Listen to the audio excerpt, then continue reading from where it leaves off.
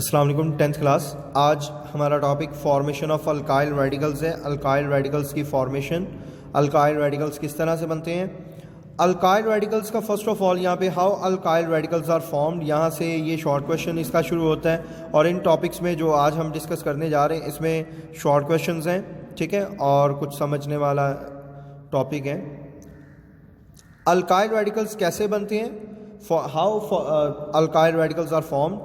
Alkyl radicals are derivatives of alkanes. Alkanes के derivatives हैं, मतलब अल्केन्स बुनियादी सोर्स है जिससे अल्काइल रेडिकल्स बनाए जाते हैं। They are form by the removal of one of the hydrogen atom of an alkane, जिसमें अल्केन कंपाउंड्स में से एक हाइड्रोजन को अगर रिप्लेस कर दें, मतलब निकाल दिया जाए, तो वो अल्काइल रेडिकल बन जाता है।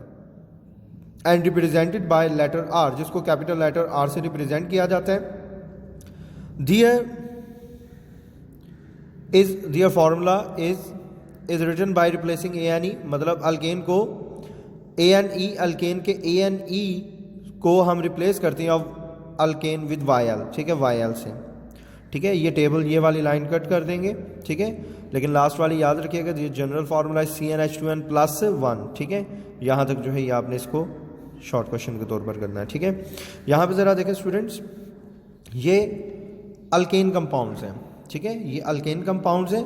और अल्केन कंपाउंड्स की वजह से आप देखें यहाँ पर मीथेन है CH4, ये अल्केन कंपाउंड है। अगर एक हाइड्रोजन इसमें से निकल जाए, बाकी क्या बचे CH3, तो CH3 एक हाइड्रोजन के निकलने से ये क्या बन गया, अल्काइल रेडिकल, ठीक है। अब यहाँ पे देखें ANE, मीथेन था, ANE को रिप्लेस किया YL से, तो यहाँ पे आ गया YL, मतलब इस अल्काइल रेडिकल का नेम मिथाइल है, ओके। तो इस तरह से सेम कंपाउंड्स, इथेन से ये इथाइल बन जाएगा, प्रोपेन से प्रोपाइल बन जाएगा, ब्यूटेन से ब्यूटाइल बन जाएगा। सब में एक हाइड्रोजन जो है वो क्या हो रहा है, निकल रहा है, ठीक है। इसके साथ यहाँ पे देखें, ये भी इंपॉर्टेंट शॉर्ट क्वेश्चन है। यहाँ पे शॉर्ट क्वेश्चन है, what is difference between n propyl and isopropyl. N propyl और आइसोप्रोपाइल में क्या फ़र्क है।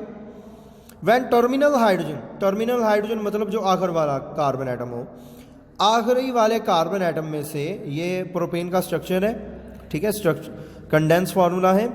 तो इस कंडेंस फार्मूला में यहाँ पे देखें, ये टर्मिनल हाइड्रोजन है, मतलब आखिर वाला हाइड्रोजन है। इस आखिर वाले हाइड्रोजन में से एक हाइड्रोजन हमने निकाल दिया, तो स्ट्रेट चेन जो होती है उसको हम नॉर्मल चेन कहते हैं। तो ये प्रोपाइल बन गया, लेकिन कौन सा प्रोपाइल है, नॉर्मल चेन में, तो हम इसको क्या कहेंगे, एन प्रोपाइल, ठीक है। इसके बाद when hydrogen from central carbon atom is removed it is called isopropyl, ठीक है, यहाँ तक। और ये नीचे दो स्ट्रक्चर बनाने हैं, तो यहाँ पे देखें सेंट्रल कार्बन एटम से, ठीक है, ये सेंट्रल कार्बन एटम यहाँ पे दो हैं, तो यहाँ से एक निकल गया, तो बाकी क्या बचा, एक हाइड्रोजन और एक बॉन्डिंग फ्री हो गई, ठीक है। तो ये क्या कहलाएगा, आइसोप्रोपाइल कहलाएगा, ठीक है। यहाँ तक जो है, ठीक है, स्ट्रक्चर के साथ ये आपने बनाना है, ठीक है। ये मेन इसकी डेफिनेशन और ये भी आपने बनाना है। इसके नीचे यहाँ पे देखें एक्सरसाइज शॉर्ट क्वेश्चन है और इम्पोर्टेंट भी है। Right the different radicals of butane, जिसमें ब्यूटेन के डिफरेंट रेडिकल्स को डिस्कस किया जाता है। तो यहाँ पे देखें, यह ब्यूटेन का स्ट्रक्चरल कंडेंस फार्मूला लिखा हुआ है। तो यहाँ पे देखें, first of all terminal hydrogen हम रिमूव करते हैं, तो ये बन जाएगा एन ब्यूटाइल, मतलब एक हाइड्रोजन रिमूव करेंगे तो ये तो डेफिनेट बात है कि ब्यूटाइल बन गया, लेकिन टर्मिनल है तो एन ब्यूटाइल बन गया।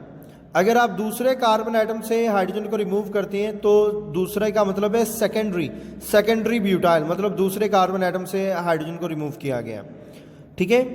इसके बाद देखें कि आइसो स्ट्रक्चर में अगर हम आइसोब्यूटेन देखें, तो ये आइसोब्यूटेन है, तो आइसोब्यूटेन के स्ट्रक्चर में से अगर आप रिमूव करते हैं, टर्मिनल रिमूव करते हैं, तो उसमें भी तो वो क्या बन जाएगा, आइसोब्यूटाइल बन जाएगा।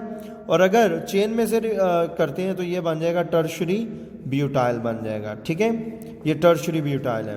तो यहाँ तक जो है ये डिफरेंट रेडिकल्स हैं, 1 2 3 4, ये 4 डिफरेंट रेडिकल्स हैं जो आपने याद करने हैं, ठीक है। ये शॉर्ट क्वेश्चंस हैं और इम्पॉर्टेंट हैं, इसको आप याद कीजिएगा। अल्लाह हाफिज़।